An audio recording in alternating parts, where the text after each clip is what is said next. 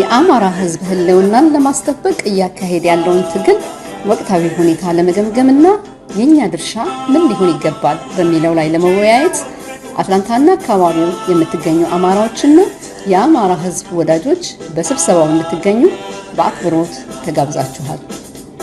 በዚህ ህዝባዊ ውይይት ላይ ከአማራ ፋኖ ብሔራዊ ንቅናቄ አፋብን ሁለት ከፍተኛ አመራሮች አምባሳደር ብርሃነ መስቀል ነጋና ጋዜጠኛ አንሙት አብርሃም በእንግድነት ተጋብዘዋል። ቦታ ኢትዮጵያን ኮሚኒቲ 5616 ሜሞሪያል ድራይቭ ስቶን ማውንቴን ጆርጂያ 30083 ቀን ሰንደይ ወይም እሁድ ማርች 8 2 ፒኤም የአማራ ማህበር በጆርጂያ። ሰላም ጤና ይስጥልኝ ተመልካቾቻችን፣ እንደምን ዋላችሁ እንደምን አመሻችሁ። ከአንከር ሚዲያ ዝግጅት ክፍል የአክብሮት ሰላምታችንን እናቀርባለን። በተለያዩ ርዕሰ ጉዳዮች ላይ በማተኮር ወደ እናንተ የሚደርሰውን የአንከር የመረጃ ክፍለ ጊዜ ነው ይዘን የቀረብነው። የብልጽግናው አገዛዝ ለታማኝ ተቃዋሚዎች 15 ከመቶ የሚሆነውን የምክር ቤት ወንበር ደልድሎ መጨረሱ ታወቀ። የሚጠበቀው የምርጫው ሂደት እስኪጠናቀቅ ብቻ እንደሆነ ነው በመረጃው ላይ የተመለከተው። በተለያዩ የሰሜን ኢትዮጵያ አካባቢዎች ሰራዊቱን ያሰማራው የአብይ አህመድ አገዛዝ ከአንዳንድ ቦታዎች ሰራዊቱን መልሶ ወደ መሀል ሀገር እያጓጓዘ እንደሆነ ተመለከተ። ምክንያቱ በግልጽ አልታወቀም። አብይ አህመድ ወደ ሰሜን ኢትዮጵያ ሰራዊቱን ያጓጓዘው የህወሓትንና የኤርትራን ኃይሎች ለመምታት እንደነበረ ሲገለጽ ቆይቷል። አሁን በተወሰነ ደረጃ ሰራዊቱን ወደ መሀል ሀገር እያጓጓዘ እንዳለ ነው መረጃዎች የሚያመለክቱት። ሌሎች ጉዳዮችንም እናነሳለን። የመካከለኛው ምስራቅ ቀውስ ወደ አዲስ አቅጣጫ እያመራ ነው። ኢራን የመካከለኛ ምስራቅ ሀገራትን እየደበደበች መሆኗን አጠናክራ ቀጥላለች። እስራኤልና አሜሪካንም እንደዚሁ በከፍተኛ ደረጃ የኢራንን የሚሳኤል አቅም እየመታ ነው ሲሉ የገለጹበትን ድብደባ እያከናወኑ ይገኛሉ። ይህንንም ጉዳይ እናነሳለን። ሌሎችንም አጀንዳዎች በማካተት የዛሬውን የአንከር የመረጃ መርሃ ግብር ወደ እናንተ ለማቅረብ እኔ መሳይ መኮንንና ገለታው ዘለቀ ቀርበናል። አብራችሁን እንድትቆዩ ግብዣችን ነው። መልካም ጊዜ።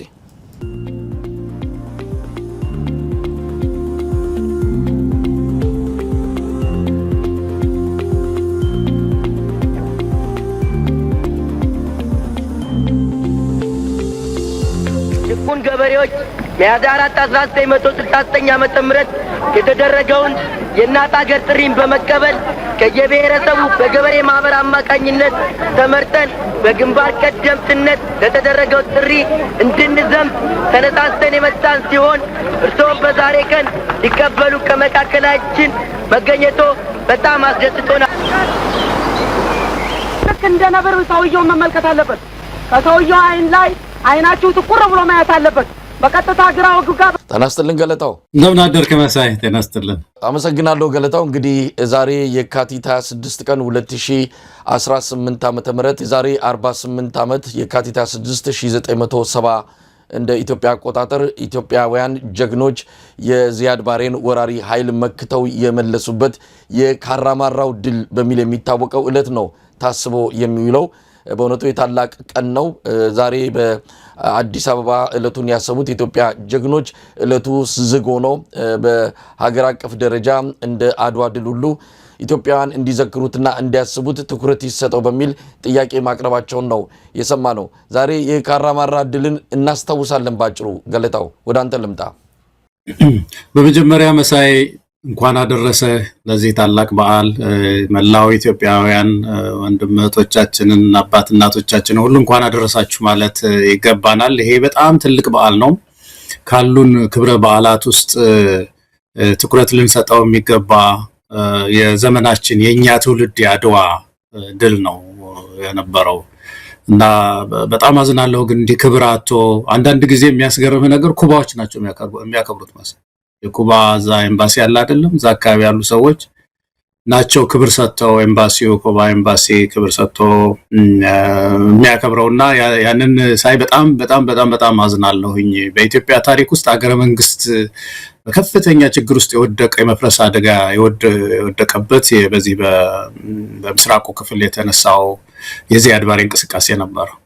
ኢትዮጵያ ሊያፈርሳት የሚችል በአጠቃላይ ሀገራችን አሁን የምናያት ሀገራችን ላትኖር የምትችልበት ችግር ውስጥ ነበር የገባችውና ያንን ለመቀልበስ ልክ እንደ አድዋ ገበሬው እኮ ነው የዘመተው መሳይ እንደሚታወቀው ያን ጊዜ ሚሊሻ የሚባል ነበረ ገበሬው በ3 ወር ስልጠና ብቻ ነው ታጥቆ ሄዶ ሞቃዲሾ ድረስ አባሮ ድንበሩን አስከብሮ ካራማራ ላይ ባንዲራውን ተክሎ ዳግማዊ አድዋ ተብሎ ታሪክ የተጻፈበት ትልቅ በዓል ሜዳ ላይ ወድቋል እና ህወሓት በጣም ማዝነው አንዱ በዚህ ነው ደርግ ብዙ ዋጋ የከፈለበት ስለሆነ ደርግን ስለሚጠላው ብቻ ይሄንን ታላቅ ብሔራዊ በዓላችንን ክብሩን አሳጥቶት ቆየ ይሄ ሲመጣ ደግሞ የበለጠ መጫወቻ አድርጎት እናያለንና ይመጣል መጥቶ በልኩም እናከብርበት ጊዜ አለ እኔ በጣም የሚያሳዝንህ እኮ ያን ጊዜ የተዋደቁ ሰዎች እጃቸው የተቆረጠ ሰዎች እግራቸው የተቆረጠ ሰዎች ለሀገራቸው ክብር መሳይ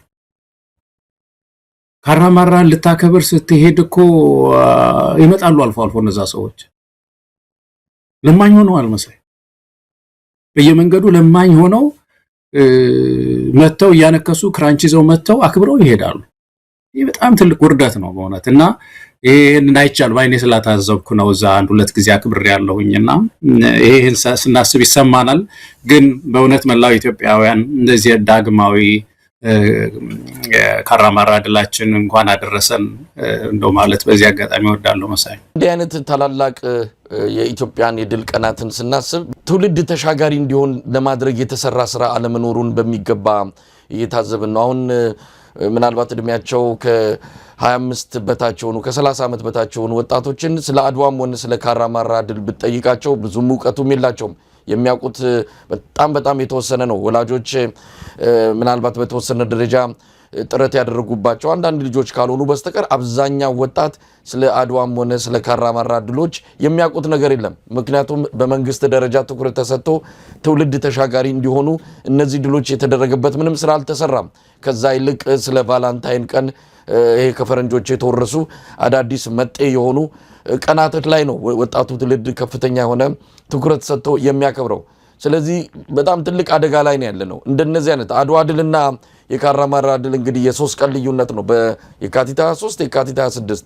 በ3 ቀን ልዩነት ውስጥ የሚከበሩ ናቸው ለምን ትኩረት እንደተነፈገው በተለይ የካራማራው ድል እንግዲህ እስከ 700 ኪሎ ሜትር እንደሆነ ነው የሚታወቀው የዚያድ ባሬ ጦር ናዝሬት አቅራቢያ ድረስ አዋሽን ሁሉ ተሻግሮ እስከዛ ድረስ ወረራ የፈጸመበት በወቅቱ የኮሎኔል መንግስቱ ኃይለማርያም መንግስት ከሰሜን በነበረው ጦርነት ምክንያት እንደ ብራና ተወጥሮ የነበረበት በዛን ወቅት ላይ ከውስጥም ከውጭም ከፍተኛ የሆነ ሀገራዊ ልውና አደጋ በገጠመን ሰዓት ነው እንግዲህ በ3 ቀን በ4 ቀን ጥሪ ያ ሁሉ ህዝብ ከተታውጆ ኢትዮጵያን ነፃነቷን ያስከበረው የኢትዮጵያ አየር ኃይል ታሪክ በዚህ አንፃር ስሙ ከፍ ብሎ የሚነሳውም አንድም ከዚህ ከሶማሊያ ጦርነት ጋር በተያያዘ ነው ይሄ ታሪክ በወጉ አልተሰነደም በወጉም እየተዘከረ አይደለም ዝም ብሎ ሜዳ ላይ ተበትኖ እየቀረ ነውና ለምን በዚህ ደረጃ ትኩረት እንዳልተሰጠው ምናልባት ዛሬ የጀግኖችን ድል የሚያስታውሱ አርበኞች በወቅቱም የተሳተፉ ጥያቄ አቅርበዋል ለመንግስት እለቱ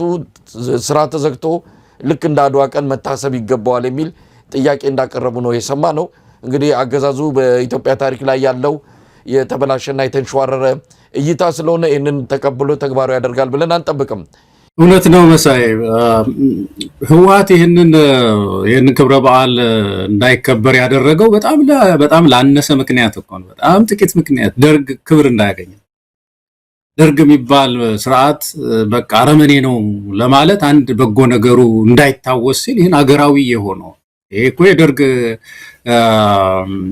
በዓል እኮ አይደለም ኢትዮጵያውያን በሙሉ እኮ ተባብረው የትግራይ ልጆች አማራ ልጆች ኦሮሞ ልጆች ልክ እንደ አድዋ ሄደው እኮ ሀገራቸውን ያስጠበቁበት ትልቅ ድል ነበርና ለዛች ቀጭን ምክንያት ክብር እንዲያጣ እናደረገው እና ቢያንስ ጊዜ ሲመጣ እንግዲህ እንደገና ማንሰራራቱ አይቀርም ግን የዚህ የካራማራው ድላችን ብዙ አንዳንድ ጊዜ ከዚህ ከምስራቁ የሀገራችን ክፍል ማትረፍ ጋር ብቻ ኢትዮጵያን ብቻ ከማትረፍ ጋር ያያይዙታል አንዳንድ ሰዎች አይደለም ምስራቅ አፍሪካን ነበር ያተረፈችው ኢትዮጵያ እንደምታውቀው የዚያድ ባሬ እንቅስቃሴ የነበረው ግሬተር ሶማሊያ የምትባለው ወይም ታላቋን ሶማሊያ እንገነባለሁ ነበር ታላቋ ሶማሊያ ደግሞ የምስራቁን የኢትዮጵያን ክፍል ብቻ አይደለም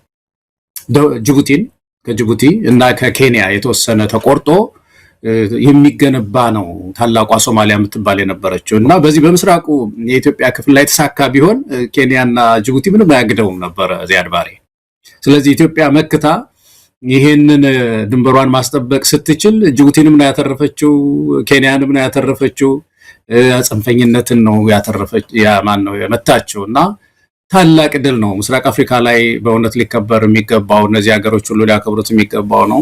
ወደፊት እንግዲህ ኢትዮጵያ በልኳ በክብሯ መሪ ስታገኝ እነዚህ የተጣሉ ክብረ በዓሎቻችን ሁሉ እንደገና ብድግ አድርገን የምናከብርበት ዘመን ይመጣል ብለን ተስፋ እናደርጋለን። መሰለኝ ወደሚቀጥለው ርዕሰ ጉዳይ እናልፋለን። የምርጫውን ነገር አንስቼ ነበረ። 15% የምክር ቤት ወንበር ለታማኝ ተቋሚዎች ሊያድል በዝግጅት ላይ እንዳለን የሰማነው ብልጽግና ፓርቲ አብይ አህመድ በጓዳ ከብልጽግና ጓዳ ቁጭ ብለው ለ15% የምክር ቤት ወንበር ለታማኝ ተቋሚዎች በዋናነት 14% ለኢዜማና ለአብን የሚሰጥ 1% ለሌሎቹ ታማኝ ተቋሚዎች የሚሰጥ እንደሆነ ነው የሰማነው። 99% የምክር ቤት ወንበር አሸነፈ ተብሎ የተገለጸበትን የ2013ን ለመቀየርና በተለይም አብይ አህመድ ባለፈው እንደተናገረው ዥጉርጉር እንዲል ምክር ቤቱ ብልጽግናዎች ብቻ ሳይሆኑ የተወሰኑ የተቋሚ የሚመስሉ ድምጾችም የሚሰማበት መሆን አለበት ብሎ ተናግሮ ነበር። ያንን ተግባራዊ ለማድረግ 15% ድልድል አድርጓል። ለዚህም በእጩነት የሚቀርቡትን ለኢዜማም ሆነ ለአብን በብልጽግና በኩል የተመለመሉ እንዲሆኑ ጭምር ነው ስምምነት ላይ ደረሱ የተባለው። ብልጽግና የቀባቸው ብልጽግና የተስማማባቸው እጩዎች ናቸው በዚህ በ15% ውስጥ ተካተው ወደ ምክር ቤት በኢዜማና በአብን ስም የሚገቡት ተብሏል።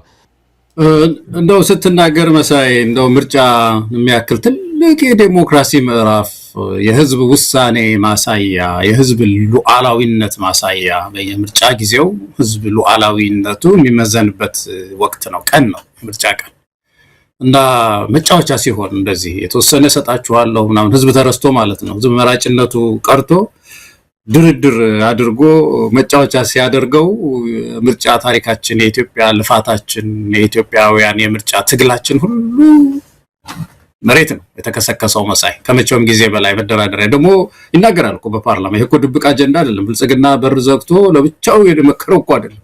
በፓርላማ ላይ እኮ ነው የሚናገረው አብይ አህመድ። እንደባለፈው አይሆንም በሚቀጥለው የተወሰነ ወንበር እንሰጣቸዋለን የሚልበት ምርጫ እኮ ነው ያለው። ፕሬዚደንት ኢሳያስ ናቸው። ባለፈው አንድ ነገር ሰምቼ እኔ ያልሰማቸውም ሰው ሲናገር ነው የሰማሁትና ምርጫ ለምን አታረጉም ብለው ተጠይቀዋሉ። ምን ምርጫ እንደው ዝም ብሎ የኢትዮጵያዊነት ምርጫ ከሆነ ለምን በአመት 2 ጊዜ ቢሆን ማድረግ እንችላለን እንደዛ አይነት ምርጫ አሉ።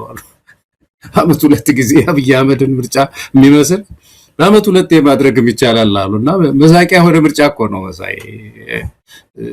እውነት እኮ ነው። ይሄንን በአመት 3 ልታደርገው ሁሉ ትችላለህ። ምን ዝግጅት ያስፈልገዋል? የህዝብ ውሳኔ የማይከበርበት ከሆነ ብድግ ብሎ ብልጽግና ፓርቲ የፈለገውን ወንበር ደልድሎ የሚጫወት ከሆነ ምን ምርጫ አለ ኢትዮጵያ ውስጥ? እና ለሐቀኛ ምርጫ ኢትዮጵያውያን መታገል አለብን መሳይ። ትልቁ ትግላችን ኢትዮጵያውያን ህዝብ ያለው ህዝብ የመረጠው ወደ ስልጣን እንዲመጣ ነው። ይሄ የረጅም ጊዜ የኢትዮጵያን ታሪክ ትግል ነው። ይሄ እስኪሰምር ድረስ ትግላችንን መቀጠል ነው። መጫወቻ ነው ያደረገው አብይ አህመድ በእውነት። ገለታው ምናልባት ይሄ አሁን እንደው የሆነ ነገር ጠብ ይላል ብለው አሁን ምርጫ ሂደት ውስጥ የገቡ አንዳንድ ተቋሚዎች አሉ። በእርግጥ አሁንም የሚያደርጉት አካሄዳቸው ስህተት ነው ብለን እናምናለን። እነሱ ግን በዚህ በኩል መሄዱን ነው እንደ ፓርቲ ወሰን ነው ብለው ገብተውበታል። የምርጫ ክርክር ውስጥ እንዳሉ ነው እያየን ያለ ነው። ልፊያው ተጀምሯል። ይሄ ከልፊያ ጉንጭ ከማልፋት ያለፈ ክርክር ሙግት ነው ብሎ መውሰድም አይቻልም። አሁን አንዳንድ ጊዜ ቲያትሩ የሚደንቅ ነው።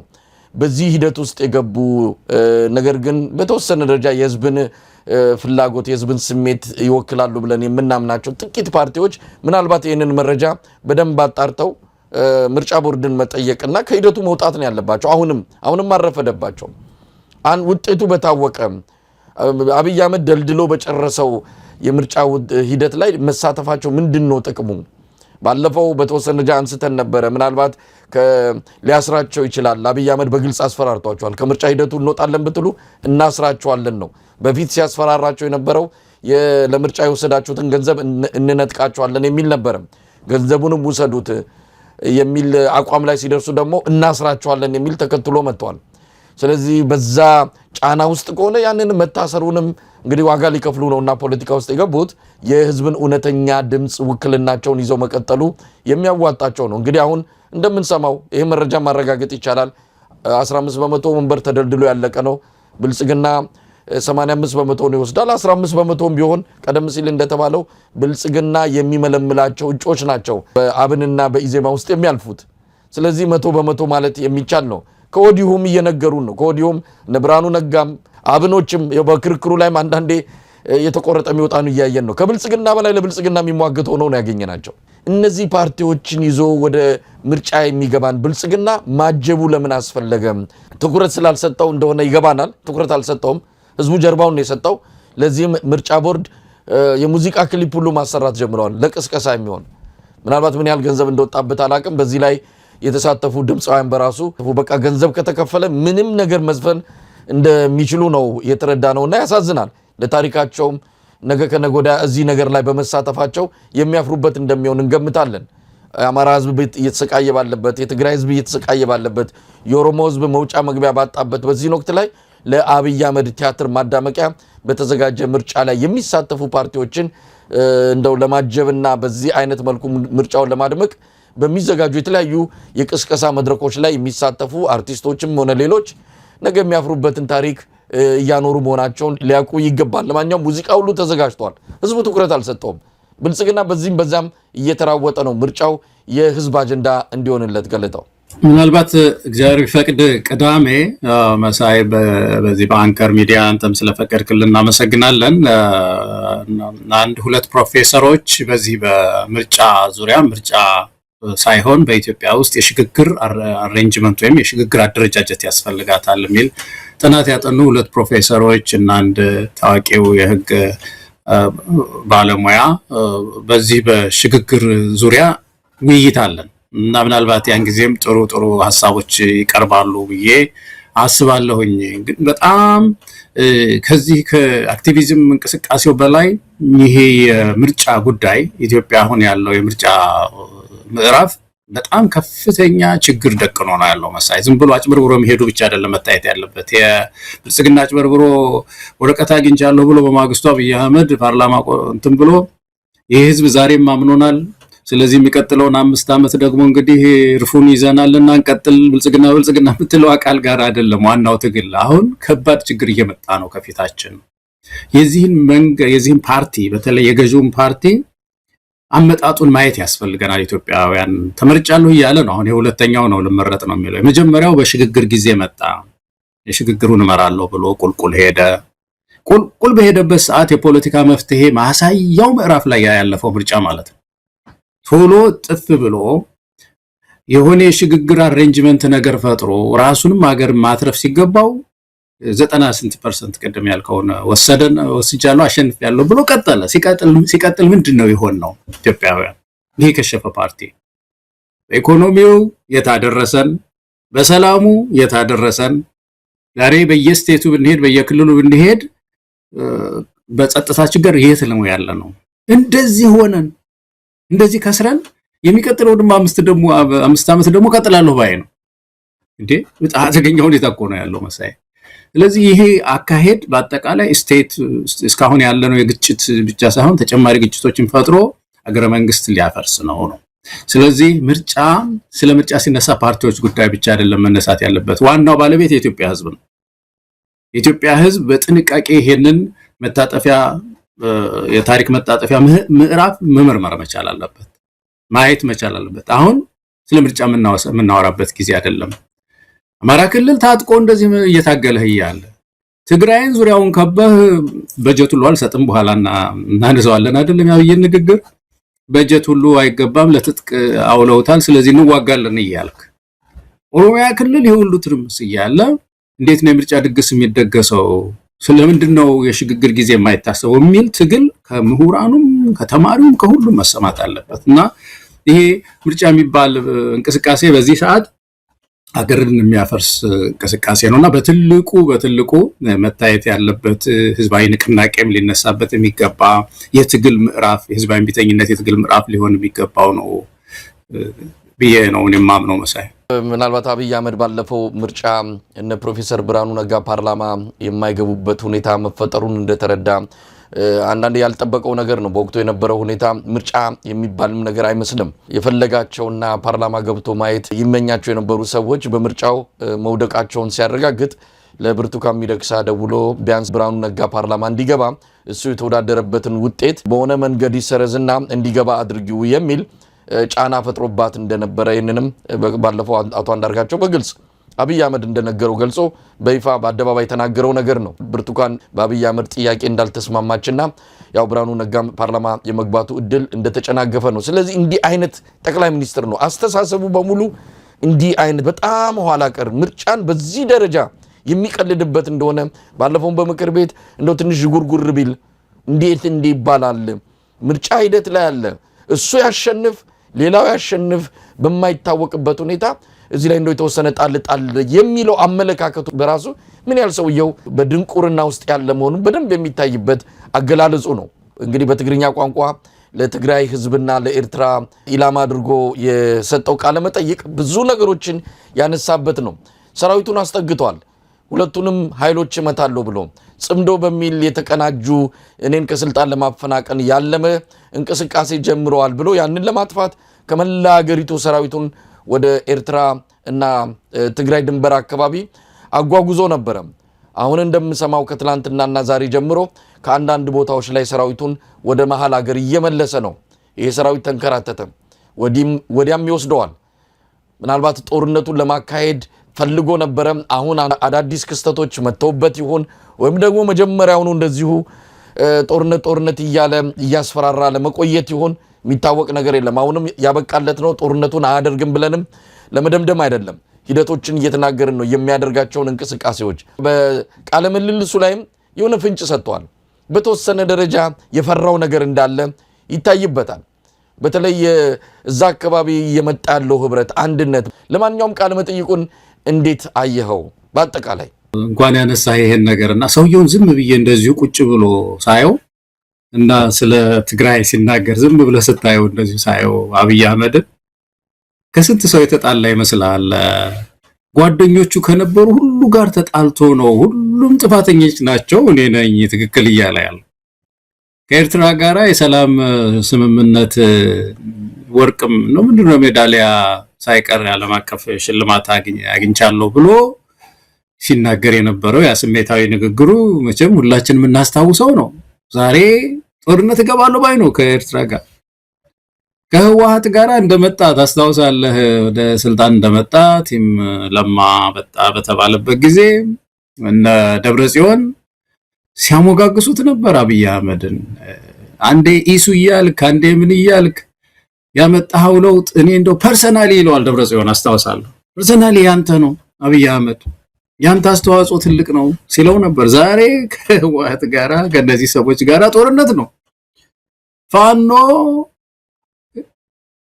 አብይ አህመድ ወደ ስልጣን እንዲመጣ ብዙ ዋጋ የከፈለ ነው። በሰላማዊ ትግል እንደምታውቀው ወጣቱ ብዙ ዋጋ ከፍሎ ነው ይሄ ሰው ወደ ስልጣን የመጣው። ዛሬ ከፋኖ ጋራ ሙሉ ኃይሉን በሙሉ ኃይላቸው ፋኖ ልጆች፣ ፋኖ ወጣቶች፣ አማሮች ከዚህ ሰው ጋራ ጦርነት ላይ ናቸው።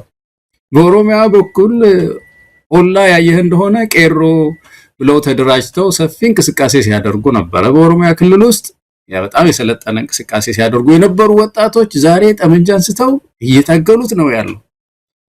ቲም ለማ ወደ ስልጣን እሱን አመጣ የተባለው ከለማ ጋራ ተቋርፎ ከዛ ቲም ጋራ ተጋጭቶ ጓደኝነቱን አፍርሷል። ይሄን ሁሉ ነው የሚወቅሰው መስል ይሄ ሁሉ ችግር ያለበት ይሄ ሁሉ ጥፋተኛ የሆነ ነው ሆኖ ብቻውን ትክክል ነኝ ያለ ሰው ነው ቁጭ ብሎ ያየሁት ወንበር ላይ። እና ይሄ ከባድ ችግር ውስጥ የገባ ሰው ነው።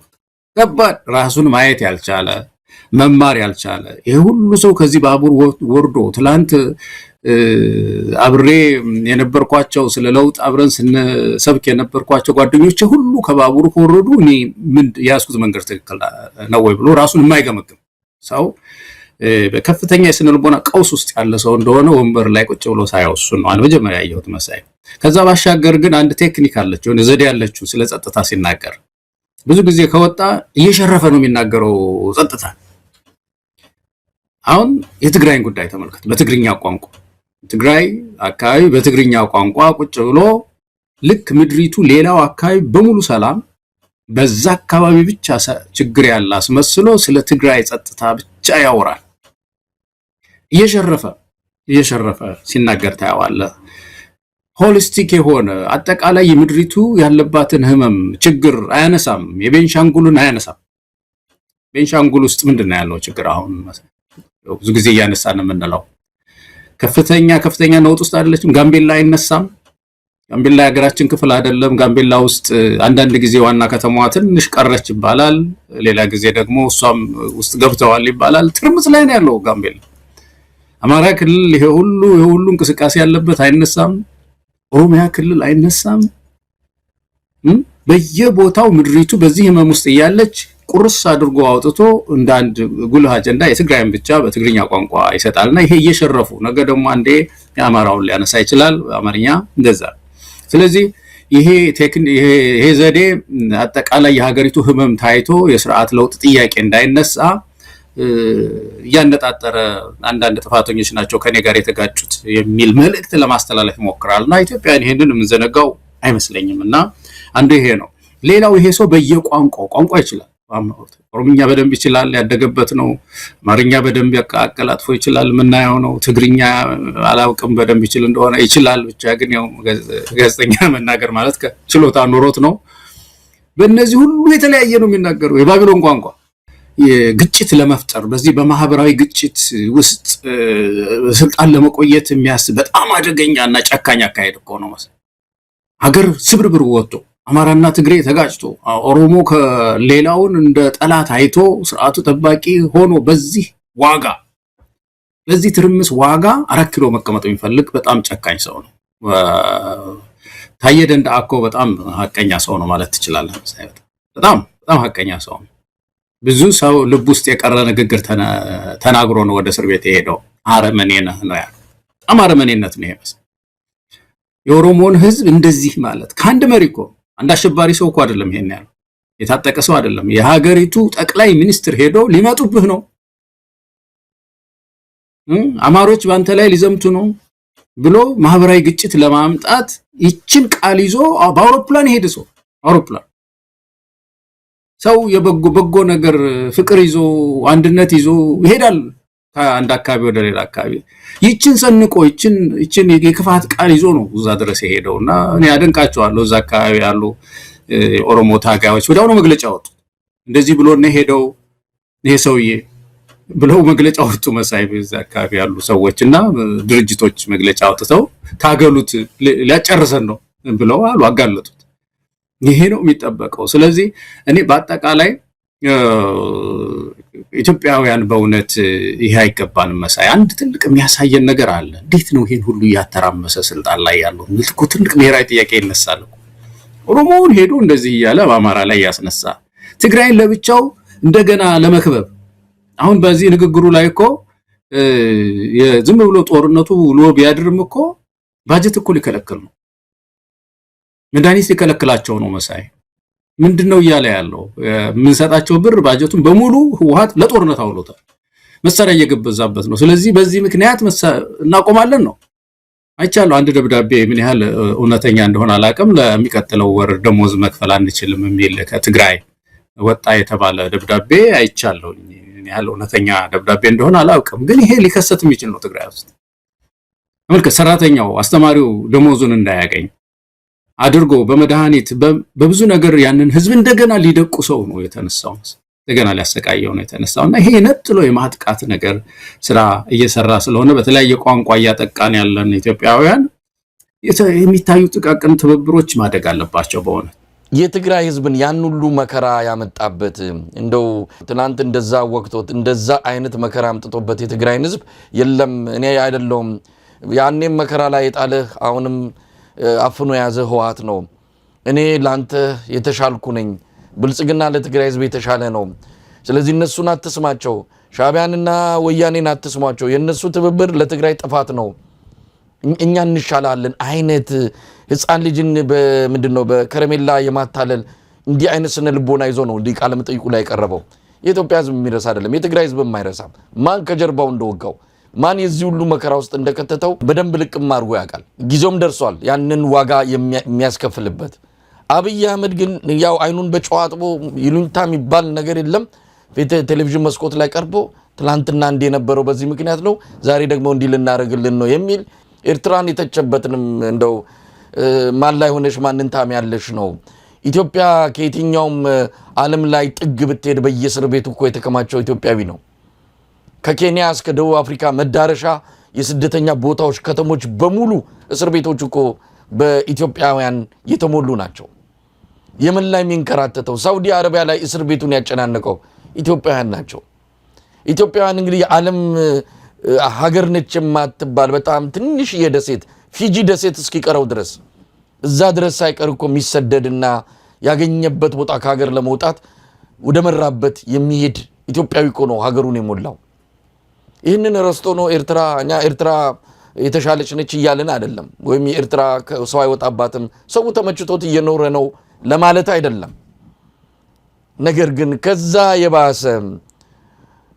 የባሰ ኢትዮጵያውያን ባገኙት በየብስም በምንም በስደትም በእሳቱንም ባህሩንም ተሻግረው የሚወጡት ለምንድን ነው?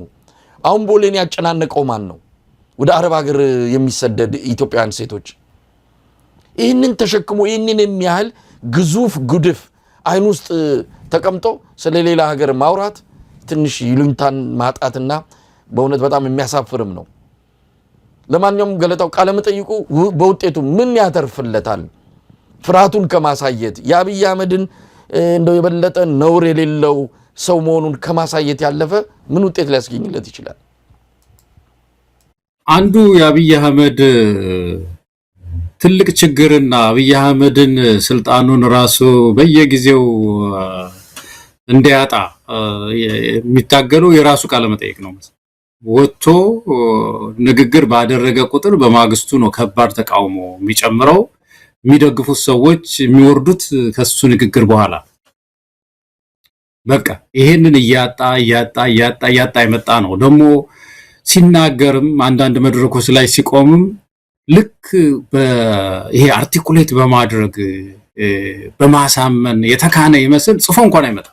ቢሮው አትሊስት ጽፈህ እኮ አርመህ ይሄንን ልበለው ይሄን አልበለው ለፖለቲካ ጉዳይ ይሄ ይጠቅመኛል አይጠቅመኝም ማለት እኮ አንድ ነገር እኮ አያደርግም። ያንን ዝም ብሎ መድረክ ላይ ቆሞ የመጣለትን ይናገራል። አንዳንድ ጊዜ ውስጡ ያለውን ያወጣል። በዛ ምክንያት ብዙ ራሱን ስርዓቱን እየገረፈ እንደገና የሚያዳክመው ነገር ውስጥ የገባው አንዱ ያ ባለፈው ማናቸው ስልጣን የለቀቁት ኮሚኒኬሽን ቢሮ ኃላፊው የነበር ለገሰት ሁሉና ራሱ አብይ አህመድ ብልጽግና የሚባልን ፓርቲ ዶጋመድ ካደረጉ ሰዎች መካከል አንዱ ናቸው፣ ሁለቱ ናቸው ማለት እችላለሁ።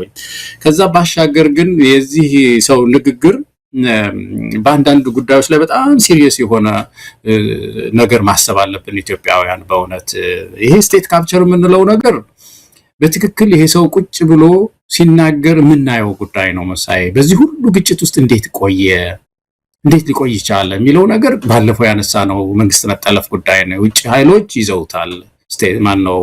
ሴኩሪቲያችንን ደህንነታችን ተይዟል። ከዚህ የተነሳ ይሄ ሁሉ እያለ እየተሳደበ ብሔር ከብሔር እያጋጨ እስካሁን ድረስ ስልጣን ላይ ነው ያለው።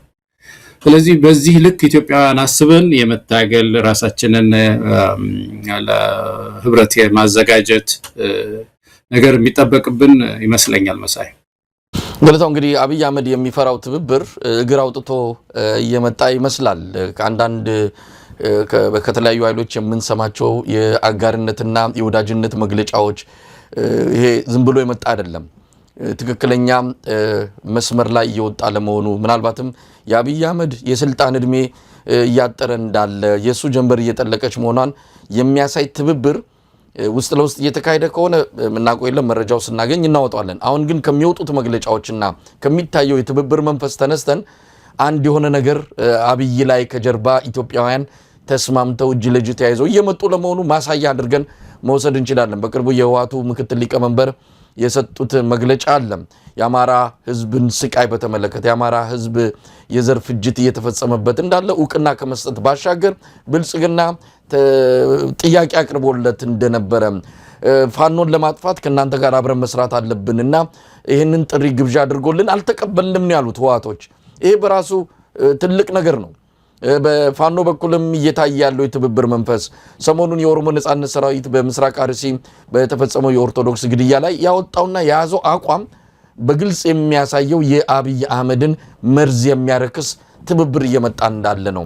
ኦሮሞንና አማራን ለማጋጨት የተሰራ ሴራ ነው። ይህንን ጠንቅቀን እንረዳለን ያለው የኦሮሞ ነጻነት ሰራዊት። አሳዛኙ ነገር የኢትዮጵያ የሰብአዊ መብት ኮሚሽን የብልጽግናን አቋም የሚያንጸባርቅ ሪፖርትን ያወጣው። ሪፖርቱን በማንነታቸው አይገልጽም። የተገደሉት የኢትዮጵያ ኦርቶዶክስ እምነት ተከታዮች በመሆናቸው እንደሆነ የኢትዮጵያ እስልምና ጉዳዮች ጭምር እውቅና ሰጥቶ የሀዘን መግለጫ አውጥቷል። የኢትዮጵያ የሰብአዊ መብት ኮሚሽን ግን በደፈናው ሰዎች ተገደሉ አለ። ለነዚህ ሰዎች መገደል ደግሞ ምንድነው ኃላፊነቱን እንዲወስድ ለኦሮሞ ነጻነት ግንባር ነው የሰጠው። ይህንን ያደረገው የኦሮሞ ነጻነት ሰራዊት ነው በሚል በሪፖርቱ ላይ ጠቅሷል። ለማንኛውም እንደነዚህ አይነት ተቋማት ተጠልፈዋል። ይህንን ሰው ያምጥተው ሪፖርቱን እንዲያዘጋጅ ያደረጉት ብርሃኑ አዴሎ የተባለው የኢትዮጵያ ሰብአዊ መብቶች ኮሚሽን ዳይሬክተር ሲመጣም እንደነዚህ አይነት ነገሮችን እንዲሰራ ስለሆነ የተሰጠውን ኃላፊነት በትክክል እየሰራ መሆኑን ያሳየበት አንድ ሪፖርት ነው ብሎ መውሰድ ይቻላል። ለማንኛውም ትብብሩ እየመጣ ነው። ወደንም ጠላንም ኢትዮጵያውያን ምርጫ የላቸውም። አብይ አህመድ የትኛው መሳሪያ ብትታጠቅ የትኛውንም የሰራዊት ብዛት ቢኖርህ ልትጥለው የምትችለውና በጥቂት መስዋዕትነት ልታንበረክከው የምትችለው አንድነት ሲኖር ነው። የአንድነት ደግሞ እግር አውጥቶ እየመጣ ነው። ገለታው መማር ያስፈልጋል። መሳይ አንድ ጊዜ አንድ ሰው አንድ በጣም ጮሌ የሆነ ሰው አንዴ ሊሸጠን ይችላል፣ ሁለት ጊዜ ሊሸጠን ይችላል አይደለም። መቼም በጣም የተታለለ ሰው ሶስተኛ ይሸጣል። ከዛ በኋላ እንደው ዝም ብሎ እንደው 6 ዓመት 7 ዓመት ሲሸጥ ከኖረ ችግሩ እዛው ሰውየው ጋር ነው ማለት ነው። ወይ ፈቃደኛ ሆኗል ማለት ነው፣ ወይም ችግር አለብን ማለት ነው እንደ ህዝብ። እና ይሄ ሰው ተመልከት ከመጣ ጊዜ ጀምሮ አንዴ በንግግር የኢትዮጵያን ሽግግር እንዴት እያበላሸ እንደመጣ ኢትዮጵያ ሽግግር ማየት ሲገባት ያንን ሽግግር ጮሌ የሆነ ነገር ይዞ መጥቶ መኑኝ እኔ ነኝ የማሻግረው ብሎ ወደ ምርጫ ወስዳቸዋለሁ ብሎ የመጀመሪያው ምርጫ ታሪካዊ የሆነ ምርጫ ዶጋመድ አደረገው፣ አበላሽ። የኢትዮጵያን ተቋማት ግንባታ ለሽግግር የሚሆኑ የተቋማት ግንባታዎችን በሙሉ እንደ ልጅ እንደ ህፃን አንዴ ማንነት ኮሚሽን ብሎ ይሰራዋል፣ ያፈርሰዋል። ሌላ ጊዜ ብሔራዊ እርቅ ኮሚሽን ብሎ ይሰራዋል፣ ያፈርሰዋል። መጫወቻ ተቋማትን ሁሉ ለሽግግር የሚያግዙ ተቋማትን ሁሉ መጫወቻ እያደረገ መጥቶ አሁን ዋና ስራው ጦርነት ሆኗል። ዋና ስራው ጠቅላይ ሚኒስትሩ ጽሕፈት ቤት ልማት አያስብም። በቀረችው ጊዜ ኮሪደር ካልሆነ በስተቀር ልማት አያስብም። የህብረተሰቡን ኑሮ ለማሻሻል አይሰራም። መሳይ አሁን ቅድም ስታነሳ ደግሞ እንደ ጥሩ ነገር የኤርትራን ወጣቶች ስደት ሲያነሳ እኔ በጣም ነው የገረመኝ። እስካሁን ካየኋቸው እንደው አሳዛኝ ነገሮች ደግሞ አንዱ ይሄ ነው። በጣም መሳይ በሆነ አሁን ኢትዮጵያ እንደው የኢትዮጵያን የሚመራ ሰው ስም አለኝ ብሎ እንደው ስለመፈናቀል ያነሳል። በየመርከቡ በየውቅያኖሱ የኛ ኢትዮጵያ ልጆች አይደሉም የሚሰጥሙት? በየዓለም አቀፍ ዜናዎች በሙሉ ያንን እየዘገቡ በያለንበት ሀዘን ላይ አይደለም ያለነው። ይሄ ሰው ከመጣ የአፍሪካን እስር ቤቶች የሞሉት የኛ ልጆች አይደሉም? ይጠይቃቸው እየጠፋ አንዳንድ ሀገሮች እኛ ከስር አስወጥተን ወደ ሀገራቸው መመለስ እንፈልጋለን፣ ነገር ግን የሀገራቸው መንግስት አውሮፕላንም አልሰጥም አለ፣ አልፈቅድም አለ፣ እኛም እዚህ መቀለብ አልቻልንም እያሉ የሚናገሩ የአፍሪካ ሀገሮች ብዙ አይደሉም? ከኤርትራስ ጋር በተለይ አሁን በዚህ ሰዓት እንነጻጸር ከተባለ ኤርትራ ውስጥ የሚራብ ሰው አለ? አሁን ስለ ረሃብ ስናነሳ መሳይ ቢያንስ እኮ የኤርትራ ውስጥ እኮ በረሃብ የምትታወቅ ሀገር አይደለችም። በልመና የምትታወቅ ሀገር እኮ ዜጎቿ ይበላሉ እኮ በልተው የሚያድሩበት። ኢትዮጵያ ውስጥ ይሄ ሰው ከመጣ ጀምሮ በማያቋርጥ ሁኔታ እያደገ ያለው ምንድነው? በማያቋርጥ ሁኔታ እያደገ ያለው የድሃ ጭማሬ ነው መሰለኝ። የድሃ አይደለም የሚባለው የድሃ ጭማሪ በየቀኑ ቁጥሩ እየጨመረ የመጣው። ትንሽ ደህና የነበረው ሰው ወደዚህ ጎራ ነው የሚቀላቀለው። ወደዚህ የድህነት ጎራ ሲጨመር ነው የምታየው። አስተማሪው ተጨምሯል፣ ሐኪሙ ተጨምሯል እና የድሃ መጠን የድሃ ቁጥር እየጨመረ የመጣ ሰው እኮ። መፈናቀል አብይ አህመድ ከመጣ አንደኛ አልነበርንም? ሶሪያን ቀድመን እና ምንድነው አሁን ለዚህ ምን ስም አለው እንደዚህ አይነት ክህደት ሲፈጽም? እና ይሄን ሰው ኢትዮጵያን መቅጣት አለባቸው። በጣም መቅጣት አለባቸው። ማስተማር ለወደፊቱም ማስተማር አለብን። እንደዚህ አይነት ወደ ስልጣን ዝር እንዳይ ለቅሶ የማይደርስ ሰው እኮ ነው። አርሲ ሰው ሞቶ እንዴት ነው ለቅሶ የማይደርሰው አንድ መሪ? እንዴት ነው ኳታር አንድ ሰው ሞተ ብሎ ስልክ ይደውላል? ኢትዮጵያ ውስጥ በጣም ብዙ ሰው እያለቀ የሀገሪቷን አስተዳድራለሁ የሚል ሰው ለቅሶ አይደርስም መሳይ። እንዴት እንደዚህ እንሆናለን በዚህ ደረጃ? ይሄ ከባህላችን በጣም የተጻረረ ነገር እኮ ነው። ቢያንስ እንደው በኮሙኒኬሽኑ በምኑ እንኳን እዚህ አካባቢ የሞታችሁ ሰዎች አሉ እና ስለነሱ እናዝናለን፣ ይሄ ጉዳይ እንዳይሰራ እናደርጋለን ማለትስ አንድ ነገር እንደው ባህል አይደለም? የወጋ አይደለም? ጥቁርም ለብሶ ቢሆን ሄድ ብሎ መጠየቅ ማጽናናት ወጋ አይደለም? ይሄን ሁሉ እንዴት ይንቀናል በዚህ ደረጃ ኢትዮጵያውያን? እና መቅጣት አለባቸው ኢትዮጵያውያን መሳይ። ሁለተኛ እንደዚህ አይነት መሪ ዝር እንዳይል ማድረግ ያለባቸው ይመስለኛል። አም ሶሪ እንደዛ ነው የሚሰማኝ። በሆነ በኢትዮጵያ ያለውን ወቅታዊ ሁኔታ በተመለከተ ከሚሰሙ ዜናዎች አንዱ የአብይ አህመድ በሱዳን ጦርነት ውስጥ ጣልቃ የገባበት ሁኔታ ነው። ትላንት የወጣ አንድ ሪፖርት እንደሚያሳየው የኢትዮጵያ አየር መንገድ ከቻድ ወደ መሐመድ ዳጋሎ ይዞታዎች ወደሚገኙበት ቦታዎች ወታደሮችና የጦር መሳሪያዎችን ሲያጓጉዝ እንደነበረ ዓለም አቀፍ ሚዲያዎች ናቸው መረጃ አግኝተው ይፋ ያደረጉት። ሰሞኑንም በዚህ ጉዳይ ላይ አንዳንድ ሪፖርቶች እየወጡ ነበረ። ከአዲስ አበባ ወደ ቤኒሻንጉል ጉሙዝ ክልል የሰለጠኑ ወታደሮችን ጭኖ የአብይ አህመድ አገዛዝ መሐመድ ዳጋሎ የሰጠው የጦር ሰፈር አለ። እዛ ወታደሮችን ሲያመላልስ እንደነበረ እንደዚሁ በረራ መረጃዎችን ከውስጥ ደርሷቸው እነ ጀዋር መሐመድም ያጋለጡበት ሁኔታ ነው የተፈጠረው። ከዚህ ቀደም ምናልባት ከ2-3 ሳምንት በፊት እንደሆነ እናስታውሳለን። ከሶማሊያ የአየር ክልል እንዳይገባ የተደረገ የኢትዮጵያ አየር መንገድ ካርጎ አውሮፕላን ነው። የተሸከመው ደግሞ የተባበሩት አረብ ኤሚሬትስን የጦር ቁሳቁሶች እንደሆነ ተሰምቷል።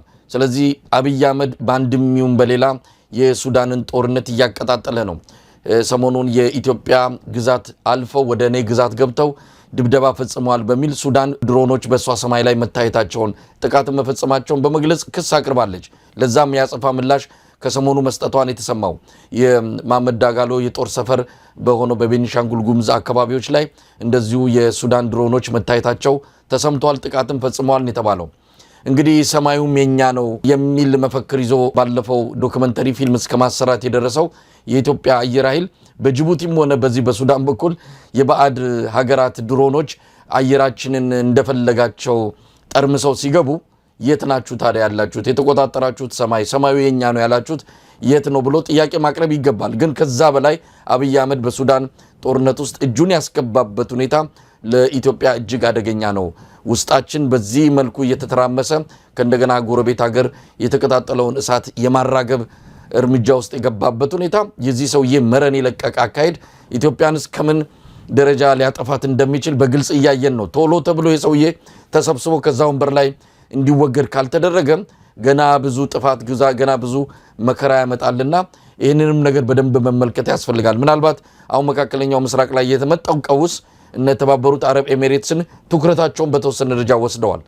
አንዳንድ በረራዎች መዘጋታቸው፣ አንዳንድ እንቅስቃሴዎች መታገዳቸው የአብይንም እንደፈለገ ለጥፋት የሚያደርገውን ሩጫ በተወሰነ ደረጃ ጋባ አደረገው ብሎ መገመት ይቻላል። ነገር ግን ኢትዮጵያ ከማትወጣበት አደገኛ ከሆነ አዙሪት ውስጥ እየከተታት ነው ያለው። እንግዲህ የተባበሩት መንግስታት ድርጅት ማዕቀብ ጥሎበታል በመሐመድ ዳጋሎ ላይ እና አሜሪካ የአውሮፓ ሀገራትም እንደዚሁ ከዚህ ሰው ጋር ያለውን አጠቃላይ ሁኔታ በተመለከተ አቋም ይዘው ማዕቀብም የጣሉ ሀገራት እንዳሉ ይታወቃል። አብይ አህመድ አይኑን ጨፍኖ ገብቷል። ነገ ከነገ ወዲያ በዚህ ጉዳይ ላይ ከመሐመድ ዳጋሎ ጋር የሰራ ሀገር በሙሉ ቅጣት ይጠብቋል፣ ማዕቀብ ይጠብቋል። ጠንከር ያለም አብይ ምንም ችግር የለም የኢትዮጵያ ሕዝብ የሚጎዳ እንጂ እሱ እንደሆነ ከቤተ መንግስት ዳቦ አይጠፋም። ነገ ከነገ ወዲያ ኢትዮጵያን መከራ ላይ ጥሎ እብስ ብሎ የሚጠፋበትንም መንገድ ከወዲያ አመቻቸ እንደሆነ ይታወቃልና እዚህ ላይ ምን ማለት ይቻላል? በየቦታው እሳት ይለኩሳል። አሁን ደግሞ ጎረቤት ሀገራትንም ጀምሯል። ስለ ኢትዮጵያ አየር መንገድ የሚጮህ ቡድን የሚያስፈልግ ይመስለኛል መሳይ። የሆነ አንድ በተለይ ዛ ተቋም ውስጥ የሚሰሩ ነባር ሰዎች ሊሆኑ ይችላሉ። ብቻ የሆነ ኮንሰርንድ የሆኑ ኢትዮጵያውያን ድርጅት ነገር ፈጥረው ውስጣዊ ትግልም ማድረግ ያለባቸው ይመስለኛል። በእውነት ይሄ እንደው መጀመሪያ ያንን ሳስብ አሁን ተደራሽ መታገል ያስፈልጋል ከሚል ነው ይሄንን ሐሳብ ያመጣሁት መሳይ። እዛ ባሻገር ግን ይሄ ተቋም በጣም ከባድ አደጋ ውስጥ ነው ያለው። አደጋው ምንድነው? በአንድ በኩል እንደዚህ ውስጥ ለውስጥ እንደዚህ ሲሰራ ይሄ ተቋም የንግድ ተቋም ስለሆነ በአየር ላይ የሚፎካከራቸው ዓለም አቀፍ አየር መንገዶች አሉ። እንደምታውቀው በጣም ብዙ አየር መንገዶች አሉና እየተፎካከረ ነው ያለው። ከነሱ ጋር የገበያ ትንቅንቅ ላይ ነው ያለው አየር ላይ እና እነዚህም ፎቶ እያነሱ እነሱ ደግሞ ማራገብ ይፈልጋሉ እንዲወድቅላቸው ስለሚፈልጉ ማለት ነው። የኢትዮጵያ አየር መንገድ እንዲወድቅ ስለሚፈልግ ከገበያ ውጭ እንዲሆንላቸው ስለሚፈልጉ ሳተላይት ፒክቸርስ እንደዚህ ፎቶዎች ሲያገኙ ያንን ይጠቀሙበታል እና ገበያችን ይጎዳል ማለት ነው። ንግዳችን ይጎዳል ማለት ነው። የኢትዮጵያ ሬቬኒው ገቢ ይሄ የምናገኘው ትልቅ ገቢ ይጎዳል ማለት ነው። አራጋቢው ብዙ ነው። የኢትዮጵያ አየር መንገድ እዚህ ውስጥ ገባ የሚለው ነገር ማለት ነው ደግሞ በመረጃ ሲገኝ ሰርግና ምላሽ ነው ለብዙ አየር መንገዶች። ስለዚህ ይሄ ጉዳይ መታሰብ አለ። ብሔራዊ ጥቅማችን የምንለው ለዚህ ነው። አደጋ ውስጥ ገብቷል። ቢዝነስ ይሄ ተቋም የቢዝነስ ተቋም፣ የንግድ ተቋም፣ የሲቪሎች መጓጓዣ ነው እና ይሄንን ፕሪንሲፕሉን ይሄንን ዓለም አቀፍ መርሆን ጥሶ የሚያመላልሰው ኢትዮጵያውያንን ብቻ እኮ አይደል፣ ዓለም አቀፍ ህዝብን እኮ ነው የሚያመላልሰው። ትላልቅ የቢዝነስ ሰዎችን እኮ ነው እኮ የሚያመላልሰው። በምቾቱ የኢትዮጵያ አየር መንገድ እንመርጣለን እያሉ ቡክ ያደርጋሉ በጣም ዓለም አቀፍ ሰዎች፣ ታወቁ ሰዎች። በሲኤንኤን አንድ ጊዜ አንድ ዘጋቢ ሲናገር እኔ በጣም ከምወደው አየር መንገዶች መካከል የኢትዮጵያ አየር መንገድ ነው አለ አንድ ሰው። ይሄንን ስመጠበቅ ነው ከዓመታት በፊት ነው ይሄንን ሲል የሰማው። ይሄንን ሜንቴን እያደረገ ነፃነቱን ጠብቆ መብረር ካልቻለ ይመታል ማለት ነው። ይመቱታል። እነዚህ ያሰፈሰፉ አየር መንገዶች ራሳቸው ለዚህ ይሄን ፕሮፓጋንዳ ተጠቅመው ይመቱታል። ቢዝነሱ ይዳከማል ማለት ነው። አንድ ይሄ። ሁለተኛው ነገር የሴኩሪቲ ችግር ውስጥ እንገባለን እንደ ሀገር መሳይ። ይሄ የኢትዮጵያን ባንዲራ ይዞ ነው የሚሄደው እንደምታውቀው። አንጠልጥሎ የኢትዮጵያን ባንዲራ ይዞ ነው የሚበረው። የኢትዮጵያን ባንዲራ የያዘ የኢትዮጵያ አየር መንገድ ወታደር እየያዘ ደግሞ በዓለም አቀፍ ተጽዕኖ ያደረባቸውን ታቅቦ ያደረባቸውን ወታደሮች ሽምቅ አሸባሪ ማለት እኮ ነው። ኤክስትሪሚስት ማለት እኮ ነው። ጽንፈኛ ማለት ነው። ዓለም አቀፍ ኮሚኒቲው ሲያወግዘው ጽንፈኞች ናቸው ማለት ነው። ከህግ የወጡ ናቸው፣ ለዓለማችን ለፕላኔታችን የማይረቡ ናቸው ተብሎ እኮ ነው የሚወገዙ። እነዛን በሌሊት ከወዲያ ከወዲህ የሚያመላልስ ከሆነ የሀገርም ሴኩሪቲ ነው እየጎዳ ያለው፣ ኢትዮጵያን እየጎዳ ነው ያለውና በዚህ ልክ ታይቶ ይህ አየር መንገድ ጥንቃቄ ያደርግ ዘንድ ውስጡ ያሉ ሰዎች የሚታዘዙ ሰዎች በግድ ጫና ከበዛባቸው ብዙ አክሰስ አላቸው እነሱ መውጣት፣ ኢትዮጵያ መውጣት ሊሆን ይችላል። አንዱ ወጥቶ የማጋለጥ ነገር ውስጥ ያለውን ነገር ዘግስኮ የማውጣት ነገር ቢያደርግ እኮ አየር መንገዱ ለማዳን እኮ ይቻላል መሰለኝ፣ ማዳን ድምጽም ለመሆን እዚህ ትግላችን እኔ ይሄን አየር መንገድ ለማዳን ምንም እንደው ብሔርና ዘር ሳይንለይ ሃይማኖት ሳንለይ መታገል ያለብን ይመስለኛል። እጅግ አደገኛ ሁኔታ ውስጥ ገብቷል። የዚህ የሱዳኑ ጉዳይ መቼም ብዙ ሰው በተደጋጋሚ የተመለከተ ግምገማ ያቀርባል መሳይ። ይሄንን ኢትዮጵያውያን በተለይ ዓለም አቀፍ ሚዲያዎችን መከታተል ጥሩ ነው። ምክንያቱም በቀጥታ ቀጣናችን ስለሆነ በነፃነት በገለልተኝነት የሚገመግሙ ሰዎች አሉ፣ ጥናት የሚያጠኑ ሰዎች። እነሱን መከታተል ይኖርብናል። ቀጣናችንን በጣም መመልከት አለብን። የኢትዮጵያን ታጋዮች በተለይ የነፃነት ታጋዮች የቀጣናውን እንቅስቃሴ በየጊዜው መገምገም ያስፈልጋል። የኢትዮጵያ መግባት ወደዚህ ሁኔታ ውስጥ እዚህ ፋክሽን ውስጥ እዚህ ትርምስ ውስጥ እዚህ የገልፍ ሀገሮች ንትርክ ውስጥ መግባቷ እና የአንዱ ደጋፊ መሆኗ የሚያመጣብን ነገር ምንድነው? ዳፋው ምንድነው? የነዚህ ሰዎች ኢንተረስት ምንድነው የሚለውን ፋኖም ኦላም በየቦታው ያሉ ታጋዮች ሰላማዊ ታጋዮች ፓርቲዎችም በጣም መመልከት አለባቸው። ጥንቃቄ የተሞላበት እንቅስቃሴ ባለፈው ያነሳ ነው። ኬንያ ናት አሁን የተሻለ ሁኔታ ቁመና ውስጥ ያለችው በምስራቅ አፍሪካ ላይ። እዚህ አሁን ያነሳው መሳይ የዚህ የሱዳን ውስጥ መግባት ማለት ብዙ መዘዞችን ነው ይዞ እየመጣ ያለው ወደ ምድራችን። አንደኛ ትግሉን ራሱ ኢትዮጵያ ውስጥ ጎትቶ አምጥቶታል። አሁን የዚህ የውጭው ትግል ፍልሚያ መጫወቻው ሱዳን ሆና ነበረ። አሁን ከሱዳን ወደ ኢትዮጵያ ገብቷል። አንድ ሪጅን ይዟል። ቤንሻንጉል ጉሙዝ የምንለውን አካባቢ መጫወቻ ሜዳ፣ መፋለሚያ ሜዳ አድርገውታል ማለት ነው። እና ይሄ ጉዳይ እዛው ይቆያል ብሎ መጠበቅ በጣም ተላላነት ነው። እየገፋ ሊመጣ ይችላል፣ እየሰፋ ሊመጣ ይችላል። ሱዳንም ደግሞ በተለይ ወታደራዊው አርሚው የተሻለ ድጋፍም እያገኘ ስለሆነ ዩኤኢም በተለይ ኢትዮጵያ መንግስት የሚደግፋት ዩኤኢ ደግሞ በብዙ አካባቢዎች ሉዝ እያደረገች እያጣች ስለሆነ ይሄ ጉዳይ ወደፊት እየገፋ ሊመጣ እና ወደ ማዕከል የማይመጣበት ነገር ላይኖር ይችላል። ይሄ ማዕከል ሱዳን ውስጥ ያለው ማዕከላዊ ቦታውን ይዞ ነው ይሄ ክፍልፋይ እየተነታረከ ያለው። የኛ ወደ ጠረፍ ነው የገጠመን፣ አሁን ወደፊት ሊገፋ ይችላል። ስለዚህ አንዱ መዘዛችን ይሄ ነው መሳይ፣ እኔ በጣም የሚያሳስበኝ። ከዛ ባሻገር ግን ሌሎች ተከታታይ ተያያዥ ችግሮች ከኢኮኖሚ ጋር የተያያዘ ከንግዳችን ጋር የተያያዘ ችግሮችም ሊገጥመን ይችላል። ይሄ የአንድ ፋክሽን ደጋፊ መሆን ከሌሎች አገሮች ጋር የሚኖረን ግንኙነት ብዙ ጊዜ በንግዳችን ላይ ችግር ሊፈጥር ይችላል። በኢምፖርት ኤክስፖርታችን ላይ ችግር ይፈጥርብናል፣ በነዳጃችን ላይ ችግር ይፈጥርብናል እና ዘርፈ ብዙ ችግር ውስጥ ነው ይዞን የገባው አብይ አህመድ። በእንቅርት ላይ ጆሮ ደግፍ ይላል የሀገራችን ሰው እና በድህነት ላይ በእርስ በርስ ጦርነት ላይ እንደገና ደግሞ በዚህ በጎረቤት ሀገር ክፍፍል ውስጥ ገብቶ ሲያተራምስ ምንድነው የምትሆነው ሀገሪቱ? ዘርፍ የሌለው ስም የሌለው አቅጣጫ የሌለው ጦርነት ውስጥ ሆኖ እንገባው። ስለዚህ መዘዙ አደገኛ ነው እና እንደው ኢትዮጵያውያን በሙሉ ሄደን ማሰሪያችን እንተባበር ነው መሳይ። ካልተባበርን ክፉ ጊዜ ነውና ገለታው እንግዲህ የተለያዩ ሀገራት 41 ሀገራት ናቸው እና አሜሪካንና የአውሮፓ ሀገራትን ጨምሮ 41 ሀገራት ለመንግስታቱ ድርጅት የሰብአዊ መብት ኮሚሽን ደብዳቤ ማስገባታቸውን የተሰማው። በደብዳቤያቸውም የኢትዮጵያ ሁኔታ እንዳሳሰባቸው፣ የሲቪክ ምህዳሩ ይበልጥ እየጠበበ መምጣቱ፣ አብዛኞቹም የነዚህ የሲቪክ ማህበራትና የሰብአዊ መብት ተሟጋች መሪዎች ለስደት መዳረጋቸውን የገለጹበትና በዘፈቀደ ማሰር እየተባባሰ በመምጣቱ እናዝናለን ብለው ለሰብአዊ መብት ኮሚሽን ለተባበሩ መንግስታት ደብዳቤ ጽፏል። እነዚህ ሀገራት እኔ በጣም አንዳንድ ጊዜ እንዲህ አይነት ደብዳቤ ከሚያስገቡ ይልቅ ይህንን አገዛዝ እጁን ጠምዝዞ ወደ ትክክለኛው መስመር እንዲመጣ ማድረግ የሚችሉበት አቅም ነበራቸው። ነገር ግን እየተሰባሰቡ በደብዳቤ የሚያስገቡት ነገር እንዲሁ አልን ለማለት ካልሆነ በስተቀረ በአብይ አህመድ አገዛዝ ላይ የሚፈጥረውን ተጽዕኖ እያየን አይደለም።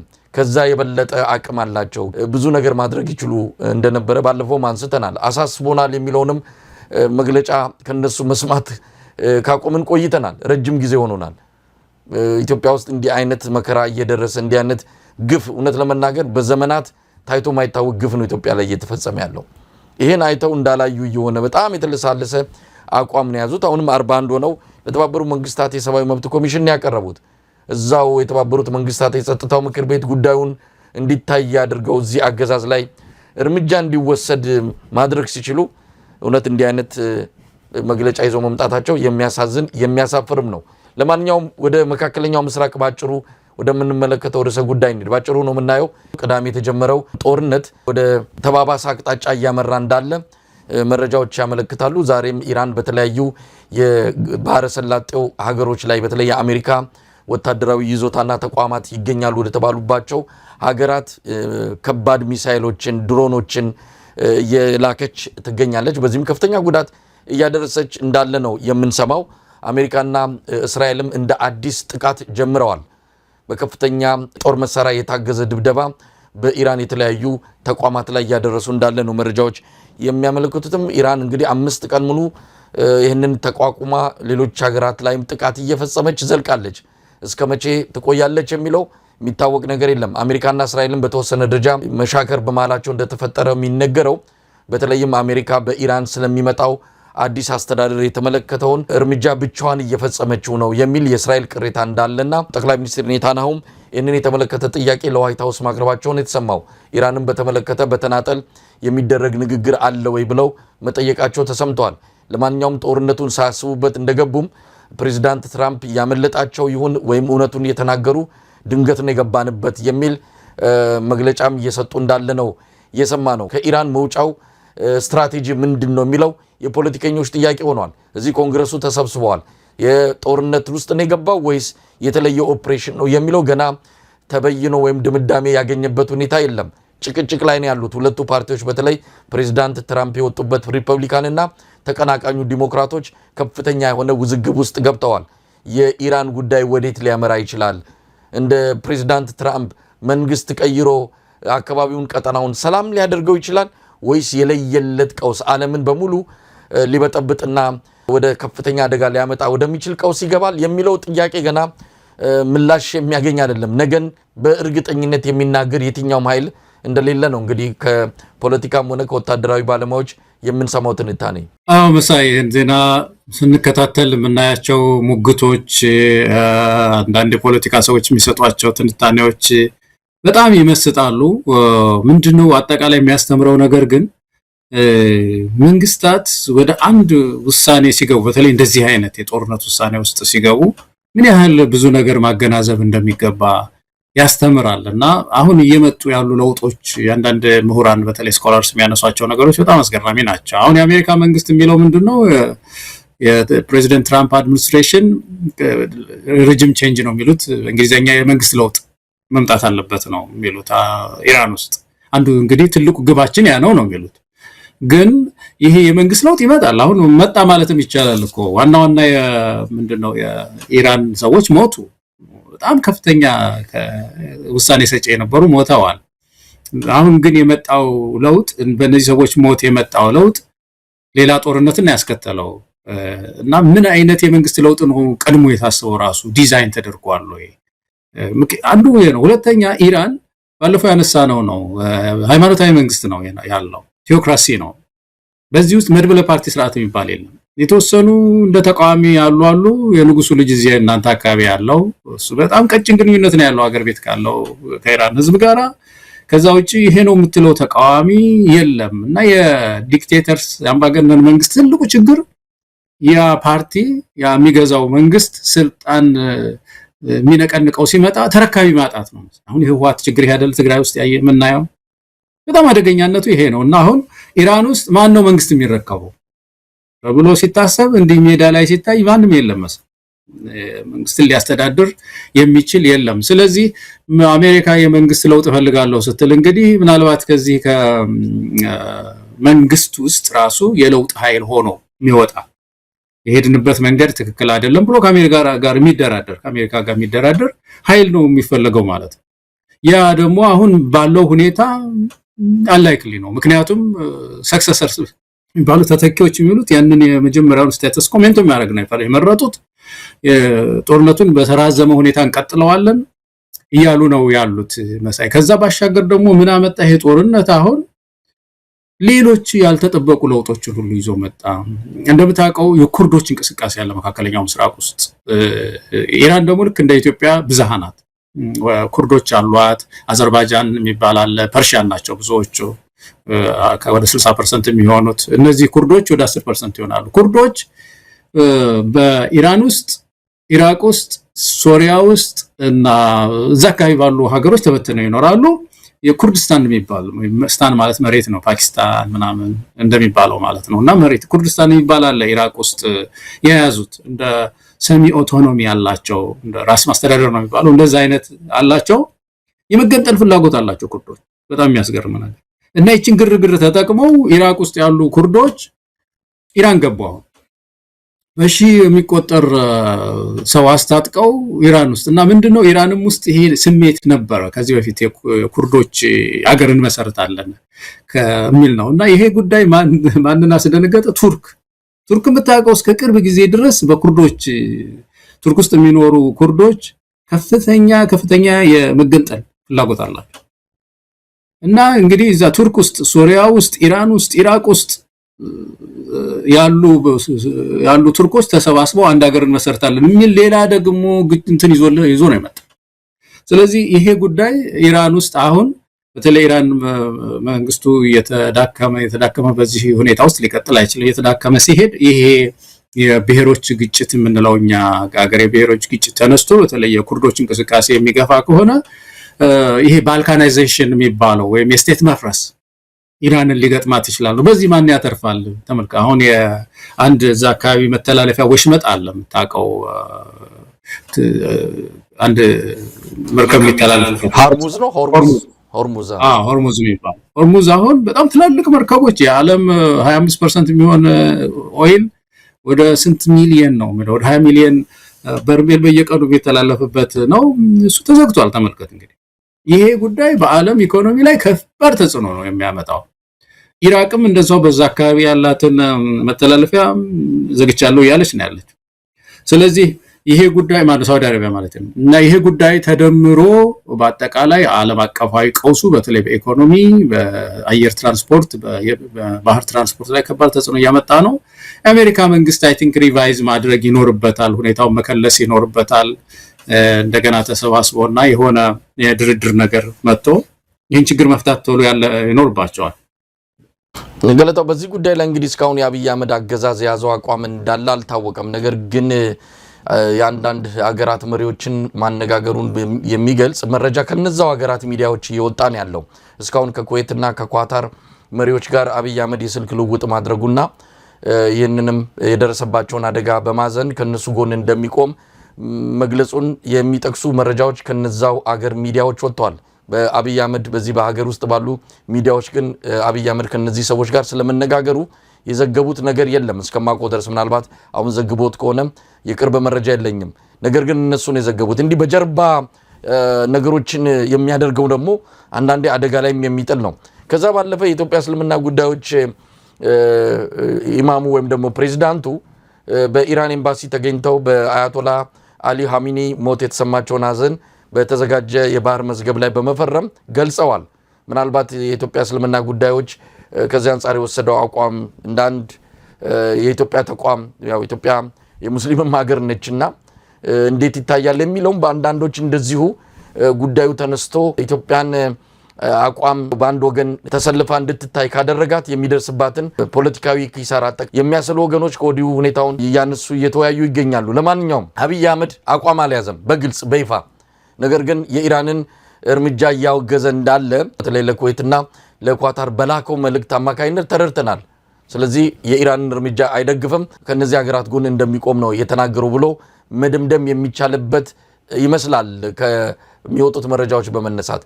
እኔ እንደው ምን አገባው እዛ ውስጥ መሳይ፣ አሁን ይሄ ሁሉ ሰዓት በቤታችን ውስጥ ያለን ሰዎች የራሷ ሮባት የሰው ታማስላለች ይችላል የሀገራችን ሰውና እኛ ኢትዮጵያውያን አሁን ኢትዮጵያን የሚመስል መሪ ቢኖረን እኮ ውስጥ ያሉ ችግሮችን ቶሎ አስታርቆ ይሄንን ዓለም አቀፋዊ ችግር አጥሩን አጠባብቆ የሽግግር አሬንጅመንት ነገር ፈጥሮ ፓወር ሼር አድርጎ ኢትዮጵያን ማጽናት ስራ ነው መስራት ያለበት እንጂ ዛ ኢራን ተሻግሮ እዚህ ውስጥ ክፍፍል ውስጥ መግባት ምንም እኮ ያስፈልጋትም። ኢትዮጵያ እኮ ምን የፖለቲካ እንትን ይኖራታል በዚህ ሰዓት በተለይ ብዙ ሀገሮች ጸጥ ነው ያሉት ብዙ ሀገሮች።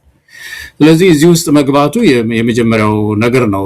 እዛ ባሻገር ግን ይሄ ከሃይማኖት ጋር የተያያዘ ነገር ኢራን ባለፈው አንስተናል ከአረብ ጋር የተገናኘ ጦርነት ውስጥ አይደለም ያለችው። የአረብ ሊግ ውስጥ አባል አይደለችም። የአረብ ሀገራትም ናቸው መግለጫ የሚያወጡባት የሚዋጓት እነ ካታር ናቸው፣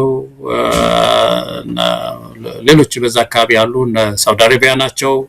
ስለዚህ ከእስልምና ጋር ከአረብ ጋር የተያያዘም አይደለም፣ የእስልምናም ጋርም የተያያዘ አይደለም በእውነት እና ይሄንን ጉዳይ ሃይማኖታዊ መልክ ለመስጠት መሞከር አገራችን ውስጥ በጣም አደገኛ ነው። አንዳንድ ሰዎች አጥባቂ እንትን ቲሸርት ሁሉ ለብሰው እንቅስቃሴ እንደጀመሩ አንዳንድ ሰዎች ሲናገሩ እንሰማለን እና ይሄ ትርምስ ለሀገራችን ጥሩ አይደለም። ኢትዮጵያ በመሰረቱ የሃይማኖት ጦርነት እንኳን ቢነሳ አስታራቂ ናት።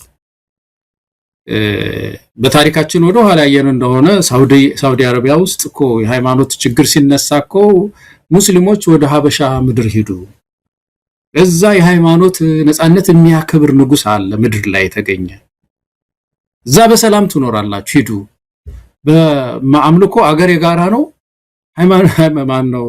ሃይማኖት የግል ነው፣ አገር የጋራ ነው የሚል ንጉስ አለ እና እዛ ሂዱ ተብለው እኮ በሰላም የኖሩበት ምድር ነው። ስለዚህ ችግር እንኳን ሲኖር መካከለኛው ምስራቅ አካባቢ በጣም የሃይማኖት ችግር ያለበት አካባቢ ነው። እዛ ውስጥ እንኳን ችግር ሲኖር ኢትዮጵያ ተክለሰውነቷ ይሄ ነው፣ ታሪካችን ይሄ ነው። ቆመን አንተም ተው የሃይማኖት ነፃነት ይከበር ምንድን ነው የምንሆነው እንጂ ወገን እየለየን ያንዱ ደጋፊ ሌላው ተቃራኒ የመሆን ነገር አስፈላጊ አይደለምና እኔ እንደው ኢትዮጵያውያን በዚህ ዙሪያ ኢራንን በሚመለከት እንደዚህ አይነት ሰከን ያለ አመለካከት ሊኖረን ይገባል ባይነኝ መሳይ እንዳና ኢትዮጵያ። እንደው ገለታው ካስገረመኝ ነገር ነው እንግዲህ ሁለቱ ሀገራት ኳታርና ኩዌት መሪዎች ጋር ደውሎ ነው አጋርነቱን አሳየ የተባለው። ነገር ግን ደሞዝ ከፋይ የሆነች እንደፈለገች የሷን አጀንዳ የምታስፈጽመው የተባበሩት አረብ ኤሚሬትስ እዛ አልደወለም ወይም ደውሎ ከሆነ ሚዲያዎቹ ቁም ነገር አድርገው አዘግቦት ካልሆነ አናቅም። ግን ቢን ዛይድ ጋር እንዴት አልደወለም? እንደው እንደ ጫውታም እንደ መውጫ ማርጌ ላነሳው ፈልጌ ነው። እንግዲህ ከነዚህ ከኳታርም ከኩዌትም በላይ አብይ አህመድ እናትም ያገኘው እዛው መሰለኝ እናቱን ብሎ እናቱን እንደው በሰላም ናቸው ይሄ ጥቃት የኢራን ሚሳኤል እንደው ያረፈ ነውና እሳቸውስ ደህና ናቸው ብሎ ደውሎ ጠይቆ ይሆን? በየሰዓቱ ነው እዛ የሚደውለው መሳይ እዛ በየሰዓቱ በየቀኑ የሚገናኝበት ቤቱ አይደለም እንደዛማ ይደውላል። አንዳንድ ጊዜ ራሱንም ለመጠበቅ ሲሉ ይሸፍኑታል እኮ ምክንያቱም ዋና ሰዋቸው እኮ ነው መጠበቅ ያለበት እኮ ነው። ኢትዮጵያ ውስጥ ያላቸው ሰው እሱ ነው መሳይ የሚፈልጉትን የሚያደርጉት በዚህ ሰው አማካኝነት ነው። ስለዚህ ለፖለቲካ እንትን ይሄ ያስመታሃል ይሄ ያስመታህም ይሄንን ብናወጣበት ምናልባት የበለጠ ያስመታብናል ይሄን ሰው እያሉ እኮ የሚጠብቁት እኮ ሰው ነውና እዛ የመጀመሪያ በየቀኑ የሚደውል ነው ይመስለኝ። አንዳንዴም ከጠፋ እዛ ነው የሚሄደው መሳይ አዲስ አበባ ዝም ብሎ ሰዎች ካጡት እዛ ነው የሚሄደውና ሀገራችን በከፍተኛ ሁኔታ በእውነት የውጭ ጣልቃ ገብነት ስር የወደቀችው በጣም በሚያሳዝን ሁኔታ ዛሬ ነው። ለዛች ትንሽ ሀገር ተንበርካኪ የሆነ ሰውዬ ለጥቂት ስልጣን ሲል ኢትዮጵያን የሚያክል ሀገር ውስጥ አስገብቶ ሸጦናል። አይ ቲንክ ኢትዮጵያውያን መሳይ ተባበር ነው ያለብን ከዚህ ውርደት ነፃ መውጣት ነው ያለብን። ገለታው እንግዲህ የተለያዩ ርዕሰ ጉዳዮችን ያነሳንበት የዕለቱ የአንከር የመረጃ ክፍለ ጊዜ ይሄንን ይመስላል። ነገ በሌሎች ርዕሰ ጉዳዮች እንጠብቃችኋለን። አንተንም ተመልካቾቻችንም ከልብ አመሰግናለሁ። ኢትዮጵያ በክብር ለዘላለም ትኑር። ጤና ይስጥልን።